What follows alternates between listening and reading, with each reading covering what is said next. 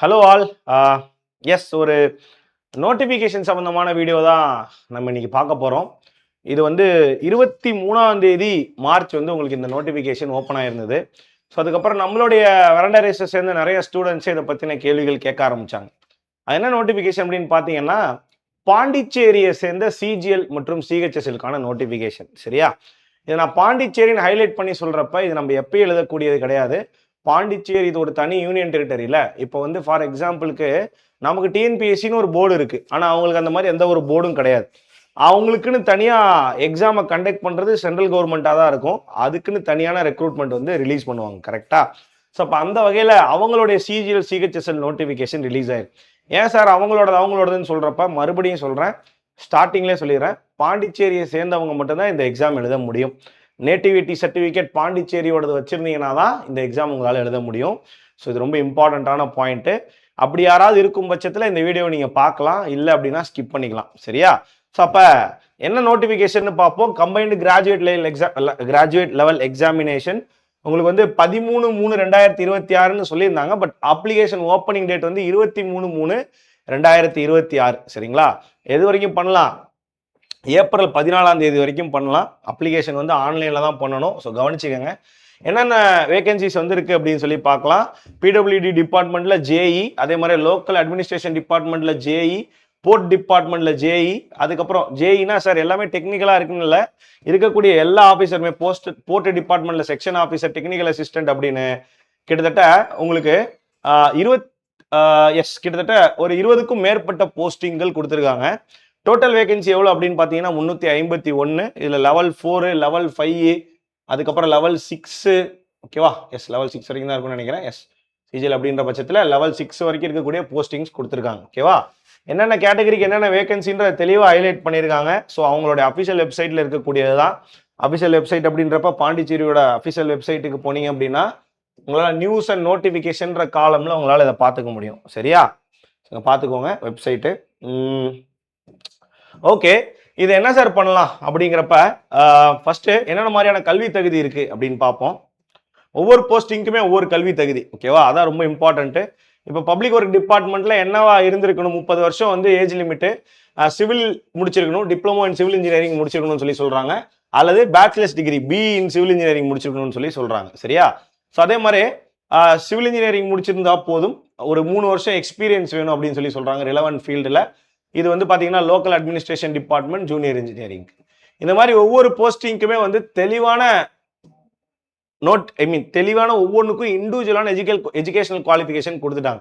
இப்போ department of science and டெக்னாலஜியில் technical அசிஸ்டன்ட்டுக்கு என்ன சொல்கிறாங்க, சயின்ஸில் ஏதாவது ஒரு டிகிரி அல்லது மேத்தமெட்டிக்ஸ் டிகிரி இன் இன்ஜினியரிங் அல்லது மேத்தமெட்டிக்ஸ் டிகிரி இன் இன்ஜினியரிங். இதுதான் வந்து பார்த்தீங்க அப்படின்னா அவங்களுடைய கிரைட்டீரியாவாக இருக்குது. ஓகேவா? போஸ்டல் டிபார்ட்மெண்ட் செக்ஷன் ஆஃபீஸருக்கு உங்களுக்கு வந்து பார்த்தீங்க போர்ட் டிபார்ட்மெண்ட் செக்ஷன் ஆஃபீஸருக்கு மெக்கானிக்கல் இன்ஜினியரிங் முடிச்சிருக்கணும், இல்லைனா டிப்ளமோ முடிச்சிருக்கணும் அப்படின்னு சொல்லி சொல்கிறாங்க. ஸோ இந்த மாதிரி ஒவ்வொரு போஸ்டிங்க்குமே தெளிவான எஜுகேஷன் குவாலிஃபிகேஷன் இருக்கு. நல்லா கவனிக்கணும். ஒவ்வொரு போஸ்டிங்க்குமே நீங்கள் இண்டிவிஜுவலாக அப்ளை பண்ணணும் அப்படின்னு சொல்லி சொல்லியிருக்காங்க. அதே ஒரு தடவை தெளிவாக பார்த்துக்கோங்க. ஓகேவா? ஏஜ் ரிலாக்ஸேஷன் உண்டா? வழக்கம் போல தான் 30 ஏஜ் ரிலாக்ஸேஷன் 30 இயர்ஸ் தான் மேக்ஸிமம் ஏஜ்னு கொடுத்துருக்காங்கன்னா, ஓபிசியாக இருக்கும் பட்சத்தில் ஓபிசி, எம்பிசி, இபிசி, பிசிஎம், பிடின்னு சொல்லிட்டு நிறைய சர்டிஃபிகேட் இருக்கும். அப்படி இருக்கும் பட்சத்தில் நீங்கள் 3 இயர்ஸ் ரிலாக்ஸேஷன் கிளைம் பண்ணிக்கலாம். எஸ்சிஎஸ்டியாக இருந்தால் 5 இயர்ஸ் உங்களால் ரிலாக்ஸேஷன் கிளைம் பண்ண முடியும். ஓகேவா? மீதி யார் யாருக்கு என்னன்றதை அப்படியே ஒரு தடவை பார்த்துக்கோங்க. ஏஜ் ரிலாக்ஸேஷன் பேசியாச்சு. எஸ், இதான் ரொம்ப இம்பார்ட்டன்ட். கவனிங்க. Those who are natives of Union Territory of Puducherry and residents by continuous residence in Union Territory for at least 5 years. ஒன்று பாண்டிச்சேரியோட நேட்டிவா இருக்கணும். சரிங்களா? பிறந்தது, பர்த் சர்டிஃபிகேட் எல்லாமே பாண்டிச்சேரியோட தான் இருக்கணும். அப்படி இல்லை அப்படின்னா நீங்க அங்க 5 வருஷம் இருந்தீங்க அப்படின்றதுக்கான ப்ரூஃபை வச்சு உங்களால வந்து இந்த நோட்டிபிகேஷனுக்கு முன்னாடி நான் 5 வருஷமா அங்கதான் இருக்கேன்ற ப்ரூஃபை வச்சு உங்களால நேட்டிவிட்டி அல்லது ரெசிடென்ஸ் அப்படின்ற சர்டிஃபிகேட் வாங்க முடியும். ஆக்சுவலா ரெசிடென்ஸ் சர்டிஃபிகேட் வாங்க முடியும். நேட்டிவிட்டி பூர்வீகமா பிறந்தீங்கன்னா தான் கொடுப்பான். ரெசிடென்ஸ் சர்டிஃபிகேட் வாங்க முடியும். இது வந்து நீங்க அப்ளை பண்ணி இப்போ வாங்கி வச்சுக்கலாம். ஆனால் டாக்குமெண்ட் வெரிஃபிகேஷன் அப்போ மறுபடியும் கேட்குறாங்க அப்படின்னா நீங்க ஃப்ரெஷ்ஷாக என்ன பண்ணணும், அதான் அந்த இடத்துல கொடுத்துருக்காங்க. The applicants on selection shall furnish the fresh nativity residence certificate issued by an officer of Department of Revenue and Disaster Management, not below the rank of Deputy Tahsildar at the time of certificate verification. சரியா? certificate verification அப்போ ஃப்ரெஷ்ஷாக கேட்டாலும் அதை கொடுக்கறதுக்கும் நீங்கள் தயாராக இருக்கணும் அப்படின்னு சொல்லி சொல்கிறாங்க. ஸோ கம்யூனிட்டி சர்டிஃபிகேட்லாம் மற்றபடி சேம் தான். எஸ், இதில் கவனிச்சிங்கன்னா தெரியும், பிசி எம்பிசி வச்சிருக்கிறவங்களே போதும், தனியாக ஓபிசின்னு வாங்கணுன்ற அவசியம் கிடையாது. ஸோ அது இந்த இடத்துல கொடுத்துருப்பாங்க. ஓகேவா? ரைட். வேற வேற வேற வேற ஓகே, ஏஜ் ரிலாக்ஸேஷன் குவாலிஃபிகேஷன் பற்றி பேசிட்டோம். இப்போ இதுக்கு போயிடுவோம். என்ன அப்படின்னா,